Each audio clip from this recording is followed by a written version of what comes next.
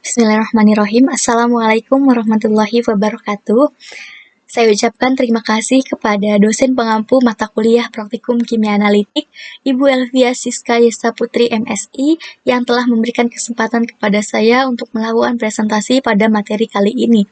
Dan juga saya ucapkan terima kasih kepada teman-teman yang sudah menyaksikan video pembelajaran kali ini. Perkenalkan, nama saya Umi Kalsum, NIM 21040344002, mahasiswi program studi analis kesehatan Fakultas Farmasi dan Sains Universitas Muhammadiyah Profesor Dr. Hamka. Di sini saya akan mempresentasikan materi yang bertemakan titrasi basa. Landasannya ada di Al-Quran, Quran Surat Az-Zumar ayat 21 yang artinya, apakah engkau tidak memperhatikan bahwa Allah menurunkan air dari langit, lalu diaturnya menjadi sumber-sumber air di bumi, kemudian dengan air itu ditumbuhkannya tanaman-tanaman yang bermacam-macam warnanya, kemudian menjadi kering, lalu engkau melihatnya kekuning-kuningan, kemudian dijadikannya hancur berderai-derai. Sungguh, apa yang demikian itu terdapat pelajaran bagi orang-orang yang mempunyai akal sehat. Quran Surat Az-Zumar ayat 21. Langsung masuk ke materinya. Apa sih titrasi itu? Titrasi adalah suatu metode analisis kuantitatif untuk menentukan konsentrasi suatu larutan zat yang akan dititrasi. Konsentrasi larutannya harus diketahui terlebih dahulu dengan tepat disertai dengan penambahan indikatornya. Indikatornya itu merupakan zat yang menunjukkan tanda perubahan warna pada titik akhir titrasi. Yang selanjutnya itu ada tujuan titrasi untuk menentukan secara kuantitatif satu zat dalam larutan dengan zat atau larutan lain yang konsentrasinya telah diketahui melalui reaksi secara bertahap sehingga mencapai titik stoikiometri atau titik ekivalen. Prinsip dari titrasi asam dan basa itu sendiri yaitu melibatkan asam maupun basa secara titer maupun titran. Titer itu larutan standar yang diketahui konsentrasinya biasanya ditempatkan dalam buret, sedangkan titran itu yang ditentukan konsentrasinya biasanya ditempatkan pada Erlenmeyer.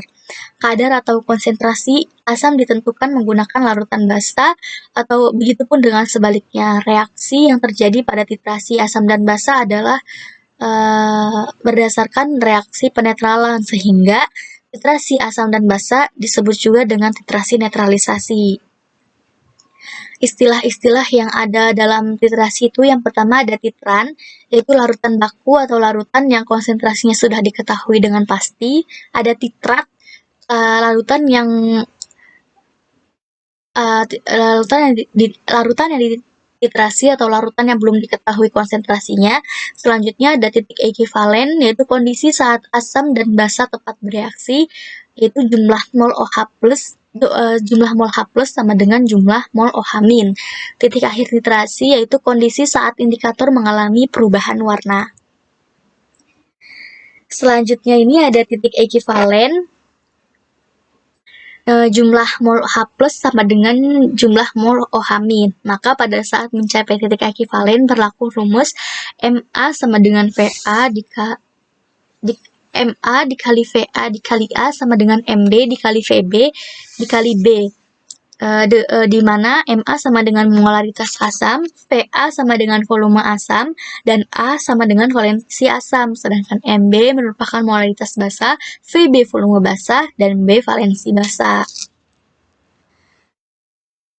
Dalam titrasi kita mengenal yang namanya kurva titrasi. Kurva titrasi adalah grafik yang menyatakan perubahan pH setiap penambahan asam dengan basa.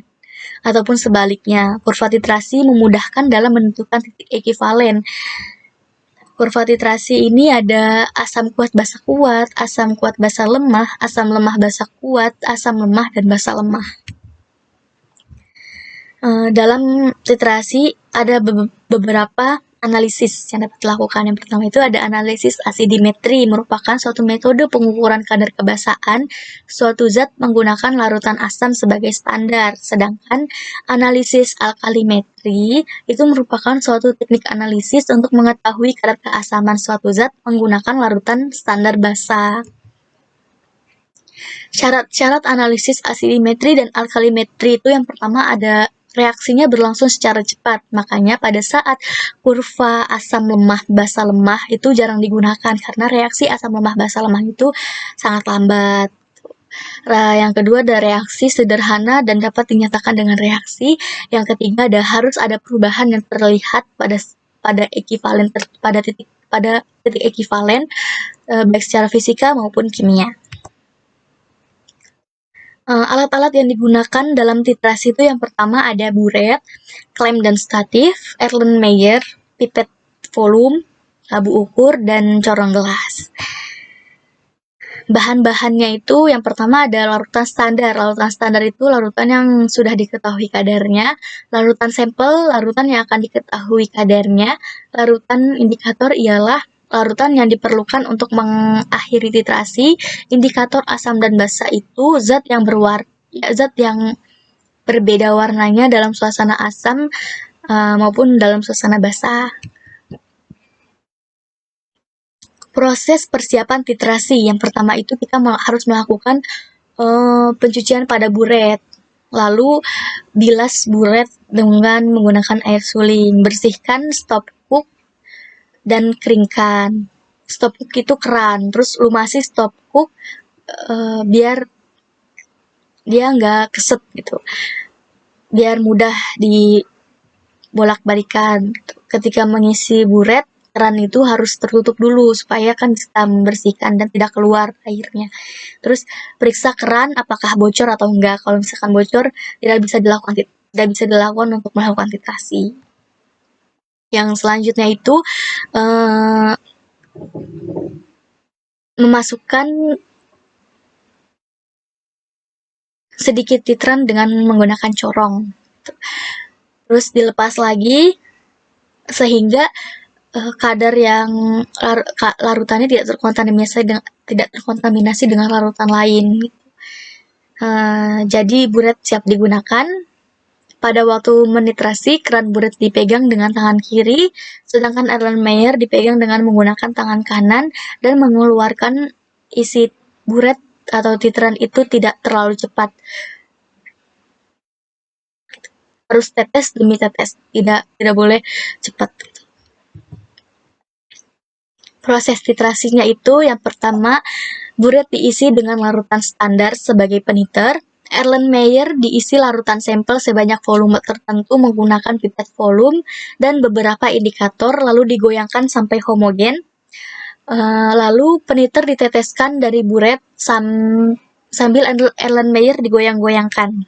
Tetes demi tetes yang dari buret itu masuk ke dalam Erlenmeyer lalu digoyang-goyangkan hingga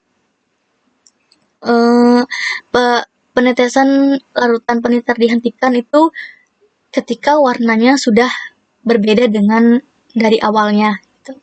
Lalu baca atau dicatat volume yang sudah diketahui. Ini adalah contoh perubahan warna pada titrasi.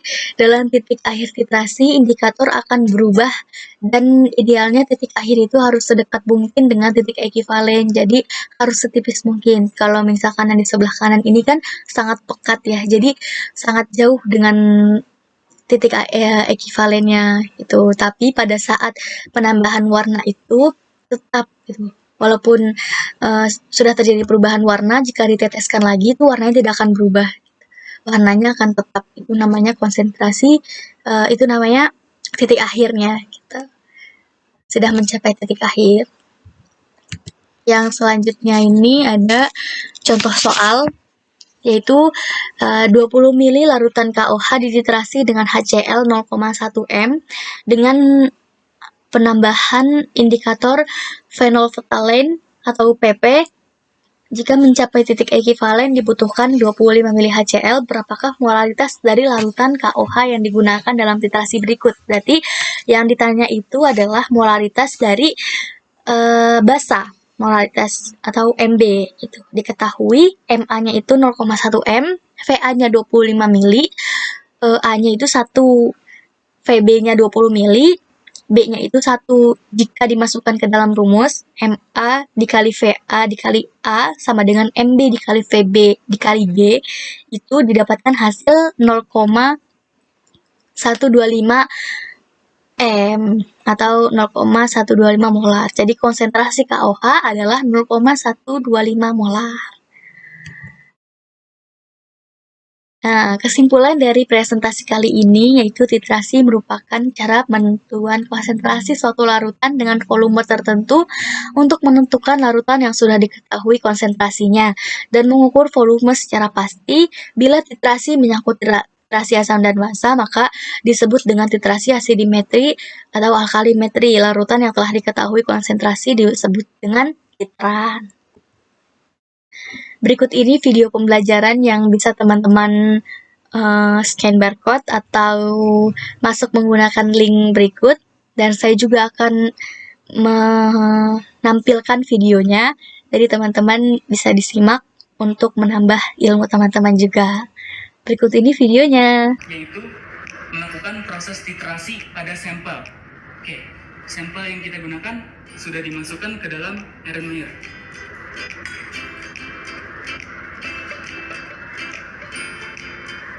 Oke teman-teman, bisa dilihat sambil diperhatikan bagaimana proses titrasi atau bagaimana cara titrasi yang baik.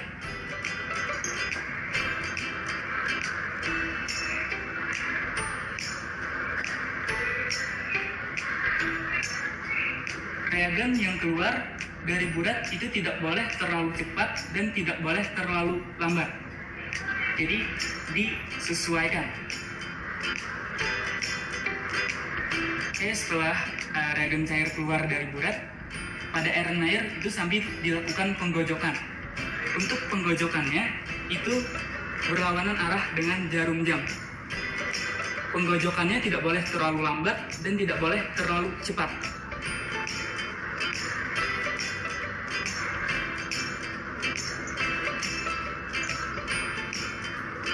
Sampai kapan kita melakukan titrasinya?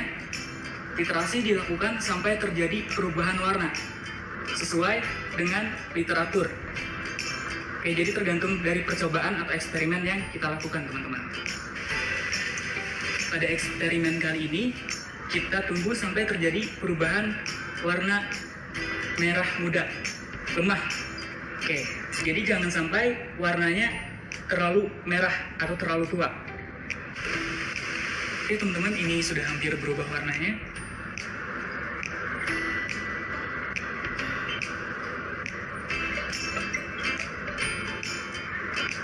Oke teman-teman, proses titrasi sudah selesai. Bisa dilihat terjadi perubahan warna merah muda lemah atau ungu muda.